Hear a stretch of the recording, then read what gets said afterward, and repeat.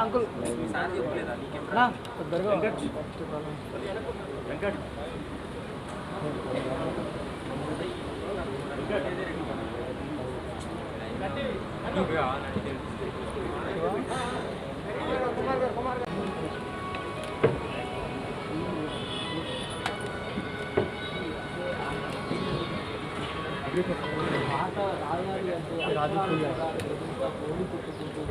ఆయన పదాలు చేరిపోతాయి.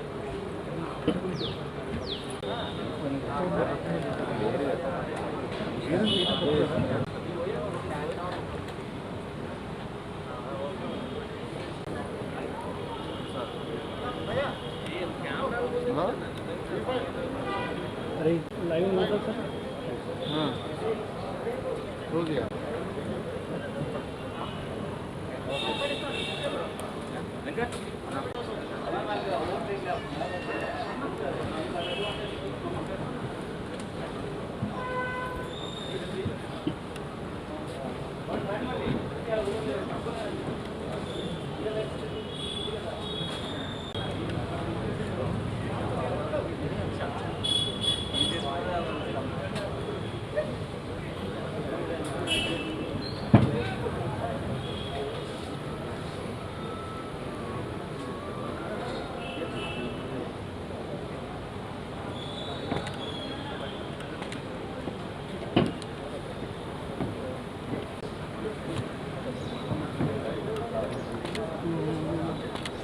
लग रहा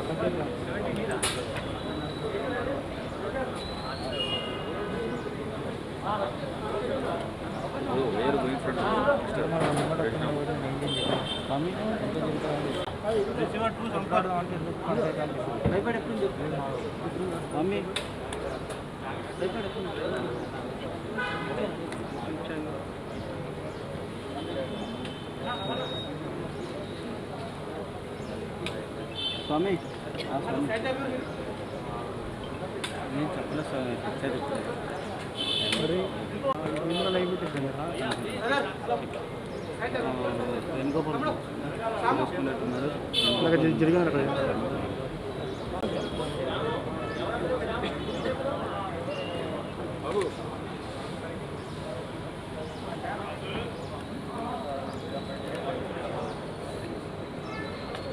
బాబు ఏం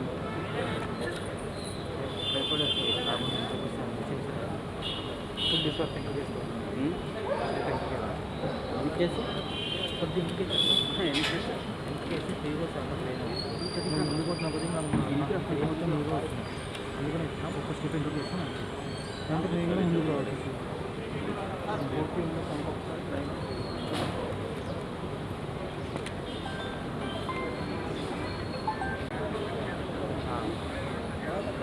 అది వెనుకకుంది కెమెరా సరిగ్గా ట్రైపాడ్ వేస్తే వెనుకకుంది ముంగడ సిగ్నల్ లైవ్ అంటే పెట్టినా ఇట్లా ఏమో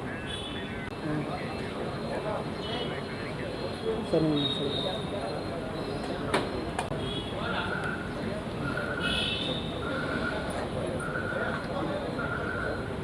బాబా పచ్చిపోతారేమో నా ఏమనుకో నేను లైవ్ లేదా ఇది నా లైవ్ లేదా ఇది నాకు ఇది మన ఆడియో ఆఫ్ చేయవా అది ఆర్ఎఫ్ మైంది ఓకే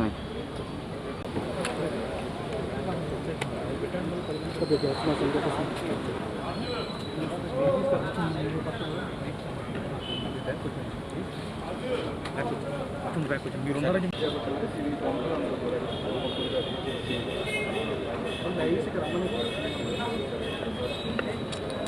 తిరుపతి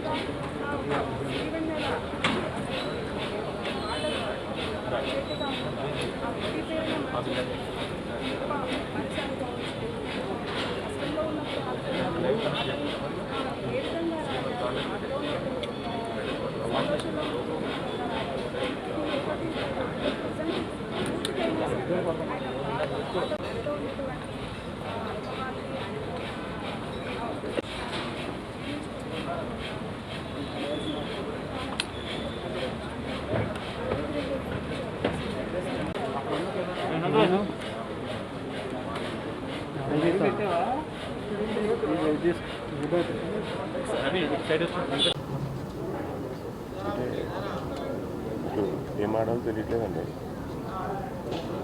అందరూ నన్ను సునీలు అని పిలుస్తారండి. ప్రపంచంలో ఈయన ఒక్కైనా నన్ను సునీలా అని పిలుస్తారండి. ఆయన ఒక్కనే. చాలాసార్లు ధైర్యం లేక ఇంటికి వెళ్ళిపోదాం అనుకున్న టైంలో ఆయన పాట విని ధైర్యంగా ఫీల్ అయ్యి ఏదో సాధిస్తాం అని నేనే కాదండి, నాలాంటి చాలామంది కోట్ల మందికి ధైర్యం చెప్పిన వ్యక్తి.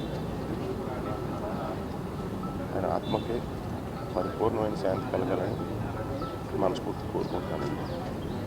థ్యాంక్ యూ అండి.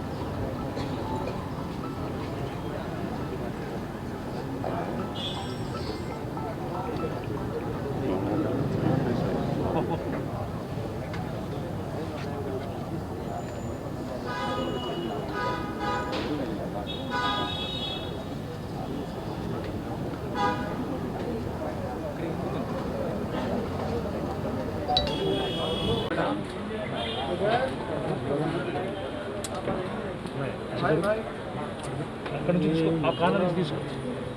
పదన్న ఇటు వచ్చి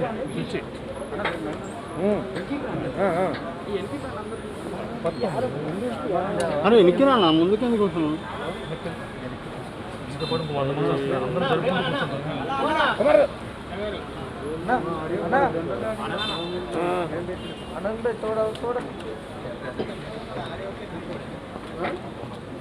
హలో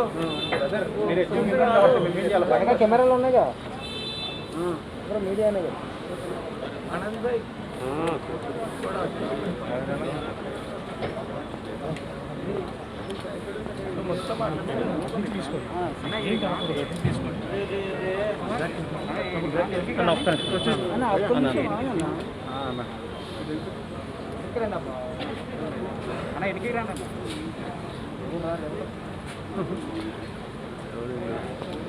ఆనంద్ భాయ్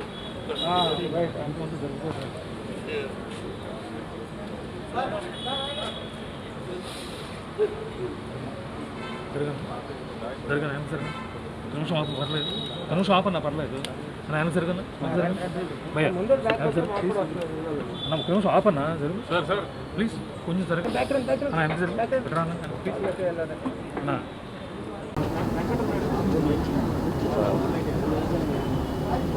గొప్ప సరస్వతి పుత్రుడి గురించి మాట్లాడే అనుభవం లేదు, నాకు అంత భాష రాదు.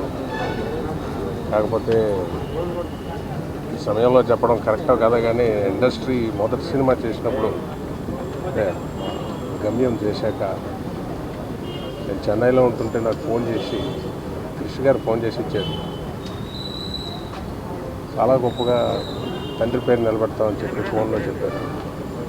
ఆ టైంకి నేను అది నమ్మలేకపోయాను. నాన్నగారు ఎక్కడ, నేను ఎక్కడ ఇండస్ట్రీ, నేను చెన్నై, ఇక్కడ హైదరాబాదు, అవకాశాలు ఎలాగా, ఎప్పుడు సక్సెస్, ఎలా సక్సెస్, ఏమీ తెలియని ఒక అగమ్య గోచరంగా ఉన్న ఆ పరిస్థితిలో ఇంకా చాలా చెప్తే అతిశయోక్తి ఉంటుంది. ఇంకా తండ్రిని మించిన తనయుడు అన్నంత గొప్పవాడు అవుతాం రమేష్ ఫోన్లో చెప్పింది. ఇప్పటికైనా ఎప్పుడప్పుడు రింగ్ అవుతుంటుంది. ఆయన 2-3 సార్లు కలిసి ఆయన డైరెక్ట్గా నేను మాట్లాడాను. గొప్ప సరస్వతి పుత్రులు ఆయననే కాదు, ఏ వృత్తిలోనైనా మనం కాంప్రమైజ్ అయ్యి మనం చేసేటప్పుడు చాలా బాధ వేస్తుంది సార్.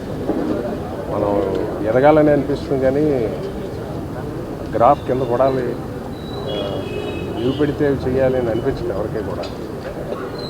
అంత గొప్ప సరస్వతి ధార, నది లాంటి ఆయన భాష సరస్వతి దీన్ని అన్కాంప్రమైజింగ్గా తన టర్మ్స్లో తను బ్రతుకుతూ ఇన్స్పైర్ చేశాడు ఆయన కవిత్వంతో, ఫిలాసఫీ చెప్పారు ఆయన కవిత్వంతో. గొప్ప అది ఒక ఎగ్జాంపుల్ ఆయన. ఎందుకంటే ఎస్పెషలీ రైటింగ్ ఉన్న వాళ్ళకి కాంప్రమైజ్ చేసి భాషలో కానీ దేనిలో కానీ రాయాల్సి వస్తే చాలా బాధపడిపోతారు. చాలా సెన్సిటివ్ పీపుల్ వాళ్ళు, రచయితలు అనేవాళ్ళు. అలాంటి గొప్ప వ్యక్తి మమ్మల్ని ఇన్స్పైర్ చేసినందుకు, అంత గొప్ప గొప్ప పాటలు రాసి మా అందరినీ ఇది చేసి మహనీయుడికి చెప్తాను. వాళ్ళ ఆఖరి రెస్పెక్ట్స్ పే చేయడానికి వచ్చాను.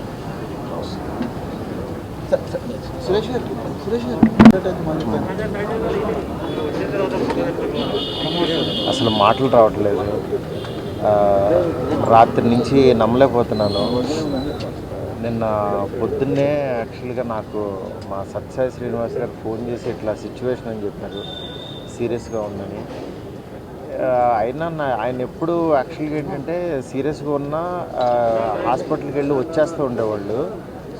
కానీ ఈసారి మాత్రం అసలు ఇలా అవుతుందని మాత్రం అస్సలు ఊహించలేదు. ఎందుకంటే ఆయనతో గత 5-6 ఇయర్స్ నుంచి వాళ్ళ ఇంట్లో మెంబర్గానే తిరిగేవాడిని. నెక్స్ట్ మారుతి నీ సినిమా అంటే నువ్వు వదిలేసే, నేను రాసుకుంటానని. లాస్ట్ మంతే పక్క కమర్షియల్లో టైటిల్ సాంగ్ రాయించాను. దాంట్లో ఒక లైను, అంటే మరణం గురించి ముందే తెలుసా అన్నట్టుగా ఈయన రాసిన ఒక లైను నాకు రాత్రి నుంచి అదే దీంట్లో ఉన్నాను. జన్మించినా మరణించినా ఖర్చే ఖర్చు, జీవించడం అడుగడుగున ఖర్చే ఖర్చు అని సాంగ్ రాశారు. నిజంగా అంటే ఆ పాట మీద చాలా ట్రై చేసి ఎవరు కొంచెం కరెక్ట్గా నాకు ట్రిగ్గర్ అవ్వకపోతే సార్ దగ్గరికి ఫోన్ చేస్తే ఆయన ఒంట్లో బాగాలేదని తెలిసి ఆయనతో రాయించలేకపోయాను. అయినా సరే కొంచెం ధైర్యం చేసి వెళ్ళేసరికి ఆయన రాసిచ్చారనమాట ఒక 2 డేస్లోనే. నిజంగా అసలు ఇప్పటికీ రాత్రి ఆయన మాటలు నా దాంట్లో ఉన్న ఆయన పెట్టిన వాయిస్ మెసేజ్లు అన్నీ వింటూ తెలియకుండానే అసలు ఏదో మా ఇంటి పెద్ద కోల్పోయినంత ఫీలింగ్లో ఉంది. నిజంగా ఆయన లేని లోటు భర్తీ చేయలేంది. ఇంకా ఆయన మెమరీస్ అంటే ఆయన సాంగ్స్ వింటూ ఆయన పదాలతో మనతో పాటే ఉన్నారని అనుకోవడం తప్పించి ఇంకా అంతకు మించి ఏమీ లేదు. అసలు ఇలాంటి సందర్భం వస్తుందని ఊహించలేదు. చాలా బాధగా ఉంది. వాళ్ళ కుటుంబ సభ్యులకి అందరికీ ధైర్యం రావాలని మనస్ఫూర్తిగా కోరుకుంటున్నాను.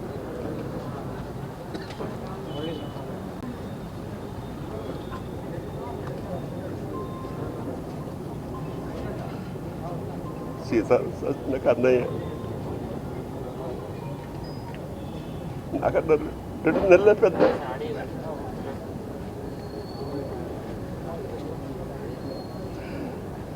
ఇద్దరు స్రవంతి మూవీస్ లేడీస్ టైలర్ ద్వారా ఎన్నో రోజులు గడిపాం అక్కడ. నా సాహిత్యం అంతా ఎంత ఇష్టం అంటే అర్ధరాత్రి 2ంటికి కూడా లేదు మా ఫ్రెండ్స్కి వినిపిస్తుండేవాడిని గొప్పగా పాడు.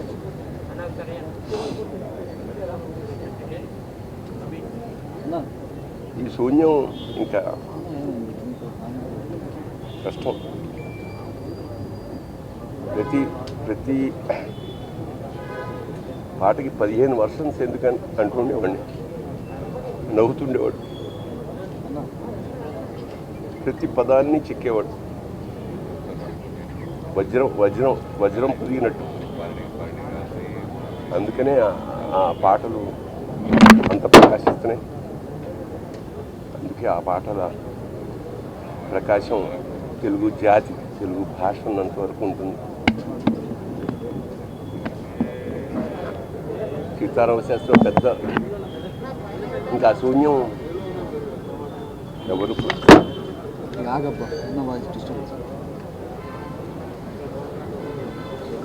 నేను శ్రీనివాస్ క్యారెక్టర్ ఆర్టిస్ట్, ఇంతకుముందు వైజాగ్ జాయింట్ కలెక్టర్. శాస్త్రి గారికి నేను తమ్ముడు వరుస అవుతాను. సో వారు అందరూ చెప్పినట్టుగానే సమాజానికి తల్లిదండ్రులు, టీచర్లు చేసిన సేవ కంటే ఆయన చేసిన మోరల్ పేరెంటింగ్, ఆయన పాటల ద్వారా, ఆయన సాహిత్యం ద్వారా ఎవరు తప్పుదోవ నడవకుండా 3-4 తరాలని తన సాహిత్యంతో కాపు కాసిన ఒక దైవం ఆయన. సో ఆయన వెళ్ళిపోవడం అనేది చాలా దురదృష్టం. మేమందరం కూడా ఆయనతో పాటు 25 ఏళ్ళుగా నడుస్తున్నాం. సినిమా రంగంలో కాకపోయినా బయట ఎక్కువ వారితో నడిచి ప్రయాణం చేసాం. ఆఫీసర్లు కానీ ప్రజలు కానీ ఉద్యోగాల్లో కూడా ఎలా చేయాలనే దాని మీద ఆయన పాట వింటే ఒక మంచి ఉద్యోగస్తుగా మారడానికి అవకాశం వచ్చేది. అలాగే ఎవరైనా సరే ఆత్మహత్య చేసుకునే వాళ్ళు ఆగిపోతారు, బాధపడేవాళ్ళు ఆగిపోతారు. సో కొన్ని తరాలని ఆయన సాహిత్యం ద్వారా పేరెంటింగ్ చేసిన ఒక దైవం ఆయన. సో వారు వెళ్ళిపోవడం అనేది చాలా దురదృష్టకరం. కుటుంబానికి నా సానుభూతి తెలియజేస్తాను.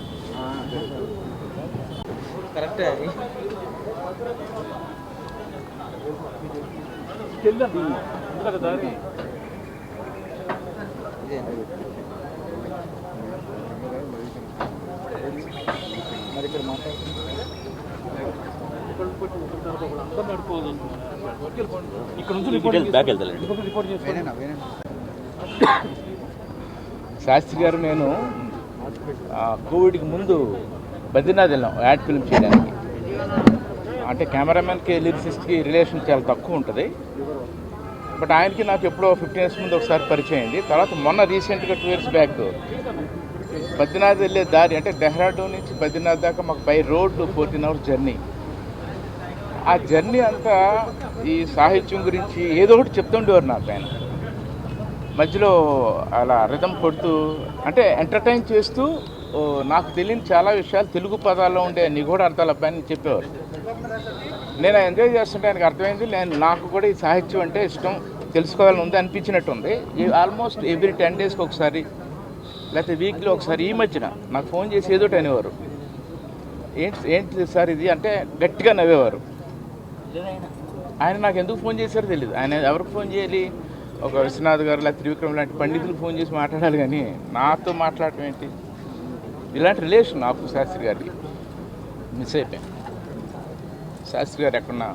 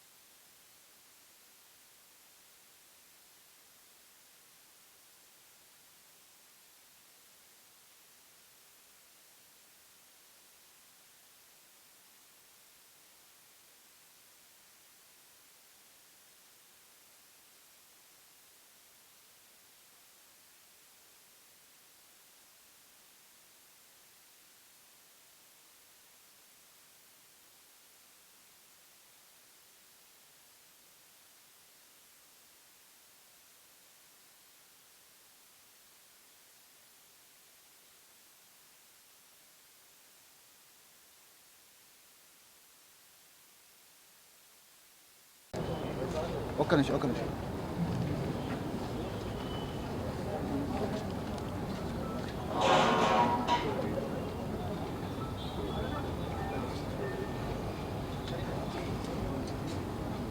It's very, very sad and unfortunate.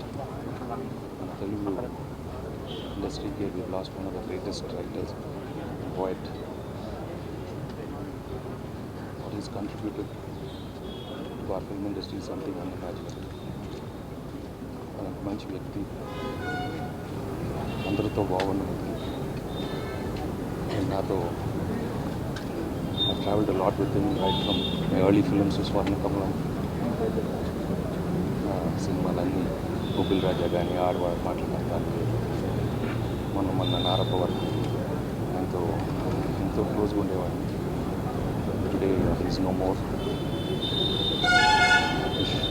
Send my condolences to all his family members, and we are going to miss such a great legend. May his soul rest in peace. Order ఏంటంటే మొత్తం ఇక్కడికి వచ్చింది voice వస్తుంది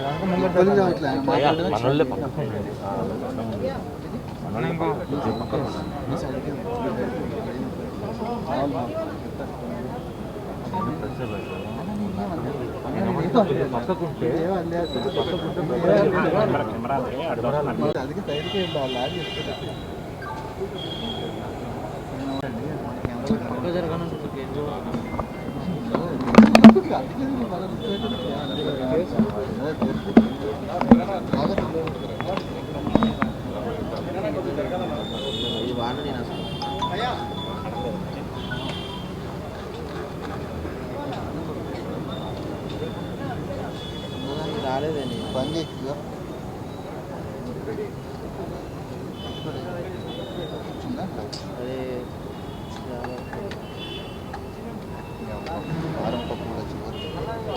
చివరిసారి కలుపుకొని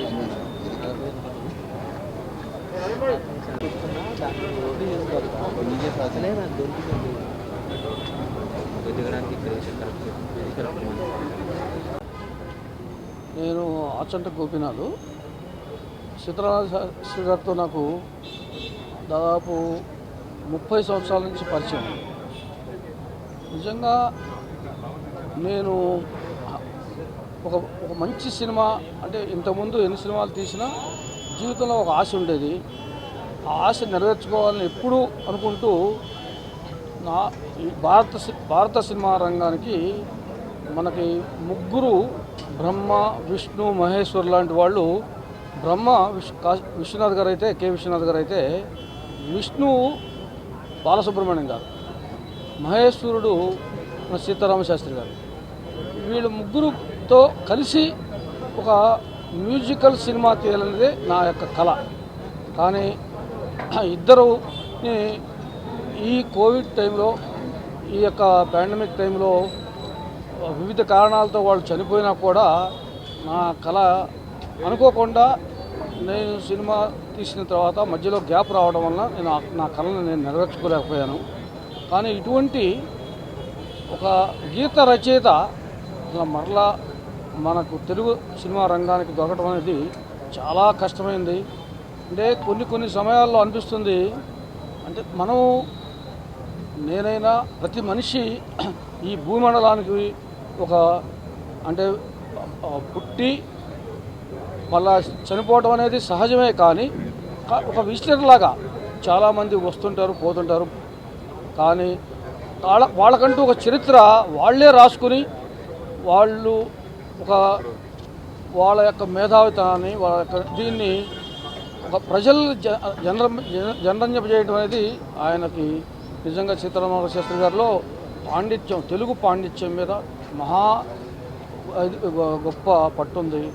అది మనం కోల్పోయి ఆయన నా ప్రగాఢ సానుభూతి తెలియపరుచుకుంటూ ఆయనకి నా శతకోటి వందనాలు తెలియపరుచుకుంటూ నమస్కారం.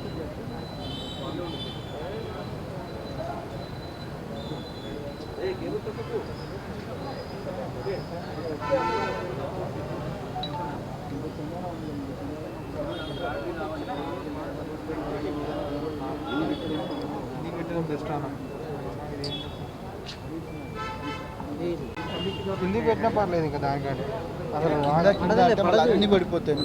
తీసి పైకి కింది అంటే కష్టం అన్న. లేకపోతే ఇంకో బ్యాగ్ వేసుకొని అటు పెట్టుకోండి, అయిపోతుంది.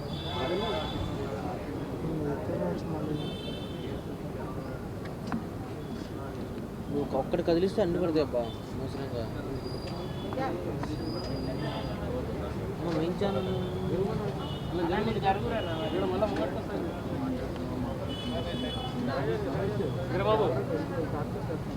ఏ ఆచంటకు అద్భుత వాక్యాలు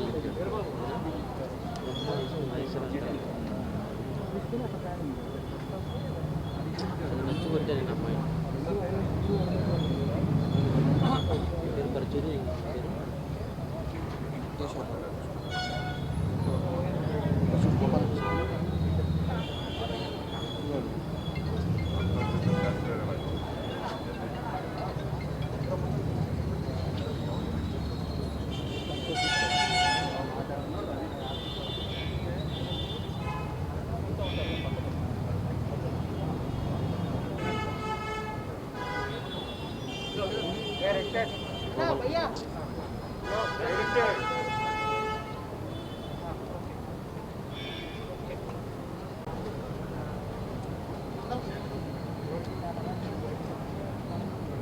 ఇది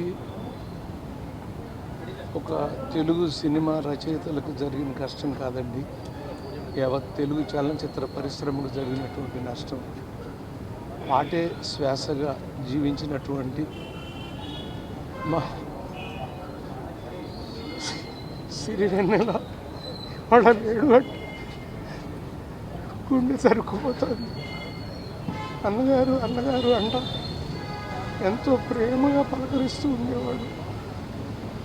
కలకాలం ఉండాలని కోరుకున్నాడు. ఎటువంటి సాహిత్యం, ఎటువంటి వ్యక్తిత్వం, సంస్కారంలో ఆయన సూర్యుడు, రచనలో ఆయన చంద్రుడు, ఆకాశంలో వాళ్ళిద్దరూ వేరు కావచ్చు కానీ మా సినిమా ప్రపంచంలో మాత్రం సిరివెన్నెల 2 ఆయనేనండి. అటువంటి మహానుభావుడు ఇవాళ ఇలా వెళ్ళిపోవటం అనేది తెలుగు చలనచిత్ర పరిశ్రమకే కాదు, యావత్ ప్రేక్షక లోకానికి కూడా చాలా తీరని లోటు. వారి కుటుంబానికి, భార్యకి, 2 కుమారులకి, వాళ్ళందరికీ కూడా నా ప్రగాఢ సానుభూతి తెలియజేస్తున్నాను. మా తెలుగు సినీ రచయితల సంఘం తరఫున వారి ఆత్మకు శాంతి కలగాలని, వారికి దివ్య ప్రాప్తి, దివ్యలోక ప్రాప్తి, భూలోక, భువర్లోక, సువర్లోక, మహాలోక, జనోలోక, తపోలోక, సత్యలోకాల్లో ఆయన ఒక్కొక్క లోకాన్ని చూసుకుంటూ వెళ్తాడు. మహానుభావుడు, అంత గొప్పవాడు. వేటూరి గారి తర్వాత ఇంకెవరున్నారంటే నేనున్నానని ఈయన కనపడేవాడు. ఇప్పుడు మొదటి తరం వెళ్ళిపోయింది, 2వ తరం వెళ్ళిపోయింది, వేటూరితో ఇంతో 3వ తరం వెళ్ళింది, ఇక 4వ తరం మిగిలి ఉన్నారు. అయ్యా, మీ అందరి తరపున ప్రేక్షకులారా వారి కుటుంబాన్ని దీవించండి, వారి బిడ్డల్ని దీవించండి. నమస్తే.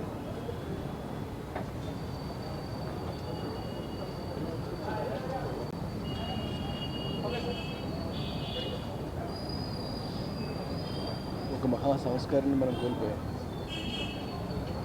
ఎప్పుడు కనపడినా, ఎక్కడ కనపడినా చాలా తీయగా మాట్లాడేవారండి. ఎంత హాయిగానో, ఎంత ఉత్సాహంగానో. ఆయన ఉత్సాహంగా ఉండడమే కాదు, మాకు కూడా ఎంతో ఉత్సాహాన్ని నింపేవారు అండి.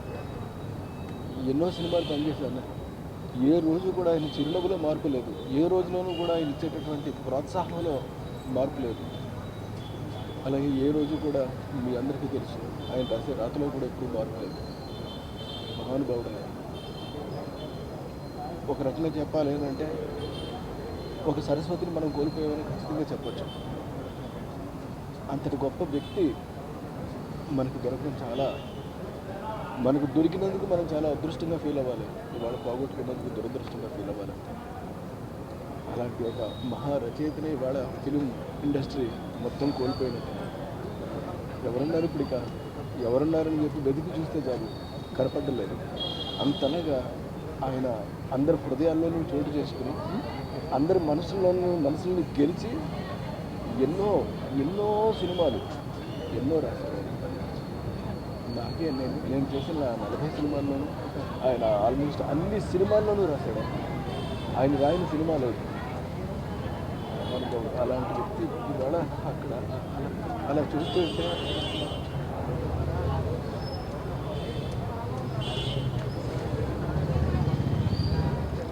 సీతారామ శాస్త్రి గారు అంటే స్పందించని తెలుగు ప్రేక్షకుడు కానీ, తెలుగు శ్రోత కానీ, తెలుగు సాహిత్య ప్రియులు కానీ ఉండదు.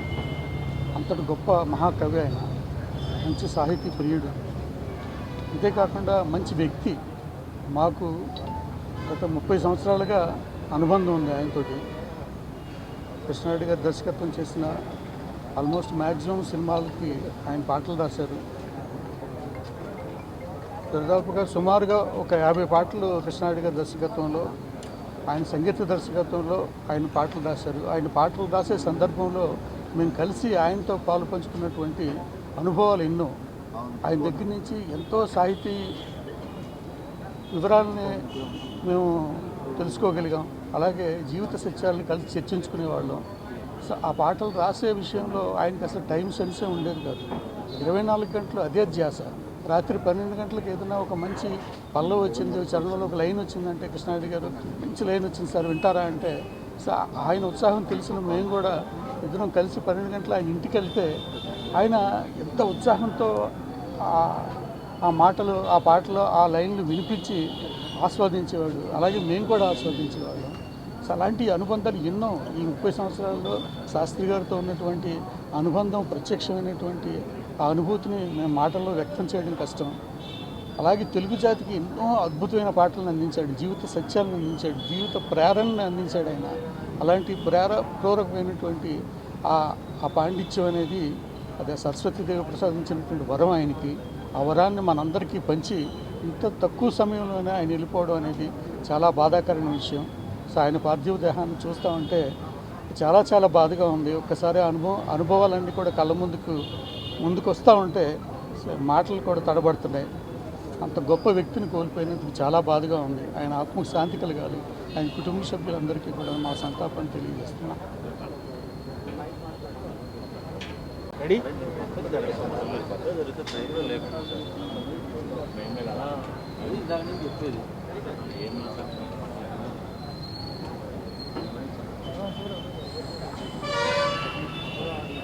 సీతారామ శాస్త్రి గారి మరణం నిజంగా వ్యక్తిగతంగా నాకు చాలా తీరం లోటుని చెప్పాలి. నా మొదటి చిత్రం లాఠీ నుండి ఉన్న రుద్రమదేవి వరకు కూడా దాదాపు నా చిత్రాల్లో సగం చిత్రాలకు పైగా అయితే సీతారామ శాస్త్రి గారు రాసేవారు, లేదా వేటూరు సుందరరామూర్తి గారు రాసేవారు. అన్ని పాటలు వాళ్ళే రాసేవారు. ముఖ్యంగా శాస్త్రి గారితో నాకున్న అనుబంధం కరెక్ట్గా ఆయన కెరీరు నా కెరీరు. నేను అప్పుడప్పుడే ఇండస్ట్రీలో స్టాండర్డ్గా నా కెరీర్ మొదలెట్టే టైంలో ఆయన సిరివెన్నెల చిత్రంతో ఆయన ముందుకు రావటం, అక్కడి నుంచి ఆయన పేరు మనందరం వింటూనే ఉన్నాం. మా అందరికీ ఎంతో స్ఫూర్తినిచ్చేది ఆయన పాటలు కానీ ఆయనతో పనిచేయాలని. అలాంటి దశలో 92లోనే నేను లాఠీ సినిమాకి ఆయనతో పనిచేయడం. అంటే కేవలం ఆయన సినిమా పాటల్లా కాకుండా ఒక సాహిత్యంలాగా దాన్ని పరిగణించి మొత్తం కథ వినేవారు. కథ మొత్తం విని ఆ పాటల సందర్భాలని ఒకటికి 2 సార్లు చర్చించేవారు. అసలు ఇక్కడ ఈ పాట ఎందుకు, ఇదివరకు అంటే ఏదో 6 పాటలు 6 ఫైట్లు అనే ఒక ఫార్మెట్లో వెళ్ళిపోయేవారు చాలామంది. శాస్త్రి గారు వచ్చిన టైంలో నిజంగా ఆ ఫార్మెట్ని ఆయన బ్రేక్ చేశారని చెప్పొచ్చు. ఎందుకు ఇక్కడ పాట అవసరం లేదు కదా అని ఆయన వద్దన్న సందర్భాలు కూడా నాకు తెలుసు. అలాగే ఆయనే కథ విన్నాక ఈ సందర్భంలో పాట ఉంటే చాలా బాగుంటుందని సూచించిన సందర్భాలు కూడా ఉన్నాయి. ప్రతి పాటలోనూ మనం ఏం చెప్తున్నాం, కథ ఏం చెప్తున్నాం, కథని ముందుకు తీసుకెళ్ళడానికి ఉపయోగపడాలి పాట అని చెప్పి ఆయన ఆ పాత్రల తాలూకు లోతుల్లోకి వెళ్ళి వాళ్ళ స్వభావాల్ని, అంటే మనం ఒక దర్శకుడిగా ఒక కథకుడిగా మనం అనుకున్న కథను ఆయన జీర్ణం చేసుకుని తిరిగి ఆయన మనకు చెప్తుండేవారు. ఈ పాత్ర ఇలాగా మన భావాలని పాట ద్వారా ఎలా చెప్తే బాగుంటుందని. దానికి మాకే ఆశ్చర్యం వేసేది. ఈ దశలో మన కథను మనం రాసుకున్న కథని ఈయన ఇంకా ముందుకు తీసుకెళ్తున్నారు. ఈయన ఆలోచించే కోణంలో మనం ఆలోచించలేదే అని చాలాసార్లు మేము సరిచేసుకునే సందర్భాలు కూడా ఉన్నాయి. అలాంటి ఆయన నా సినిమాలని కాదు, ఏ సినిమాలైనా ఆయన ప్రతి పాట మనకు ఒక స్ఫూర్తిదాయకంగా ఉండేది. మొన్న వేటూరు గారిని కోల్పోయిన బాధ ఇంకా మనకు పోలేదు. ఇప్పుడు సీతారామ శాస్త్రి గారు, కాకపోతే వీళ్ళిద్దరు ఇచ్చిన స్ఫూర్తి మాత్రం ఎప్పటికీ కూడా అలా కొనసాగుతూనే ఉంటుంది. భౌతికంగా శాస్త్రి గారు మనకు దూరం కావచ్చాము, కానీ ఆయన మనతో పంచుకున్న భావాలు మాత్రం నిరంతరం ఎప్పుడు మనతోనే ఉంటాయి, మనల్ని ముందుకు తీసుకెళ్తూ ఉంటాయి. ఈరోజు ఆయన కుటుంబానికి ఆ ప్రగాఢ సానుభూతిని తెలియజేసుకుంటున్నాను.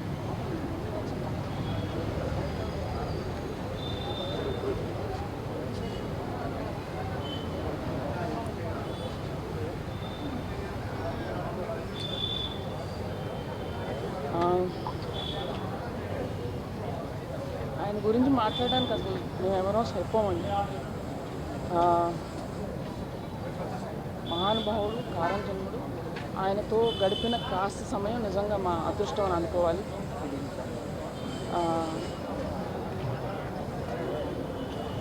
ఇంకేం చెప్పాలి నాకు తెలియట్లేదు. నేను ఇండస్ట్రీకి వచ్చిన దగ్గర నుంచి ఆయన నాకు పరిచయం, నాకు తండ్రి లాంటి వారు. అండ్ ఇప్పుడు చేస్తున్న సినిమాకు కూడా మొదలుపెట్టారు పాట. నాకు అదృష్టం లేదండి.